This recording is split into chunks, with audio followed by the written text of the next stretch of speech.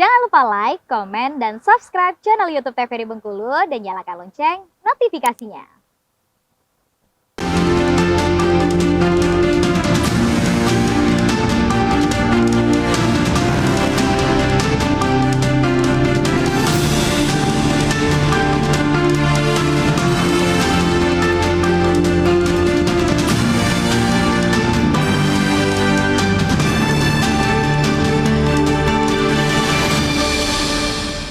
Baik, kembali pemirsa di Berendo TVRI Bengkulu untuk hari ini Senin 18 September 2023. Tentunya tema kita masih yang sama mengenai edukasi kreatif bagi anak PAUD. Kita langsung berbincang bersama dengan dua orang narasumber kita.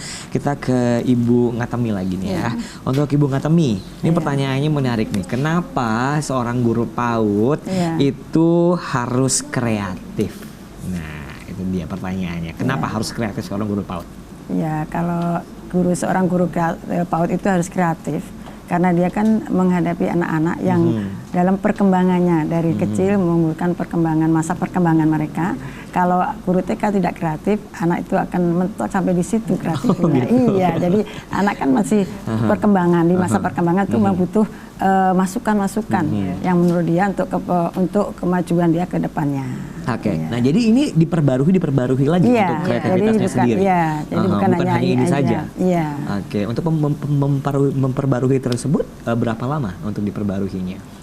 Sebenarnya nggak begitu lama sih, asal anak kita sudah mengenal itu, kita mungkin ada buat lagi yang lebih baru lagi, yang lebih menarik lagi untuk anak itu. Jadi anak lebih menarik, lebih mengenal untuk mengena apa yang kita mau sampaikan kepada anak tersebut. Oh gitu, jadi memang harus diperbarui agar tidak bosan harus juga memang kan? inovatif dan kreatif. Inovatif dan juga kreatif. Nah, kalau di visual TVRI Bengkulu ini lagi disampaikan apa ini? Ini contoh dari pembelajaran apa misalnya? Ya, kebetulan itu gambarnya itu lomba yang diadakan di TK kami kemarin yang dalam rangka menyambut hari kemerdekaan itu. Jadi hasil dari karya kreativitas orang tua ini mereka langkah-langkahnya itu diinikan ke depan seperti itu, bagaimana caranya, bagaimana cara membuatnya, cara kerjanya bagaimana, cara memainkannya seperti apa, seperti itu. Iya, jadi itu para orang tuanya atau bunda-bundanya lagi memperagakan. Oh, berarti itu bukan gurunya? Bukan, ya orang tuanya. Oke, baik. Jadi kan ini apa hasil? Ini kan hasil karya mereka kan, tentunya mereka sendiri yang buat. Jadi mereka memperagakan cara kerjanya bagaimana, cara memainkannya seperti apa, kayak gitu. Itu yang ada di depan tuh. Oke, kemarin berapa banyak hasil kreasi yang didapatkan? Kebetulan dari PAUD Nas Bangsa. Ya, kebetulan kemarin setiap orang tua sama anak membuat satu APE alat peraga edukatif seperti itu. Jadi setiap orang tua harus mengumpulkan mengumpulkan. Berarti banyak ya, Bu? Iya, terus dilombakan itu. Jadi yang terbaik, terus cara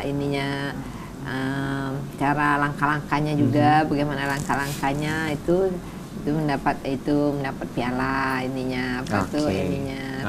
Dan ini merupakan salah satu yang terbaik. Iya, ini kebetulan kami banyak kan kemarin ada kicir-kicir angkanya juga banyak, itu ada berapa, ada 10 kemarin. Tapi kita cari karena dia yang ini lebih lengkap lagi, jadi yang ini yang dapat itu yang menjadi pemenangnya. Oke, baik, luar biasa. Nah, ini ke pertanyaan berikutnya, mungkin siapa yang mau jawab boleh. Kenapa kalau tadi kenapa guru TK itu harus kreatif, sekarang kenapa guru TK harus sabar? Nah, gitu.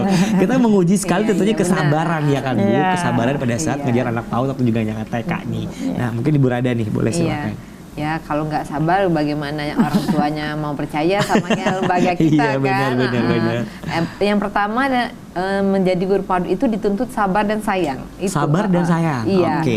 Nanti ibaratnya yang mau anak-anak kan di sekolah di PAUD itu mereka proses kan, bukan hasil yang mereka orang tua harapkan, tapi hasil tetapi proses yang tadinya belum bisa, terus melalui pembiasaan mereka jadi bisa, itu prosesnya.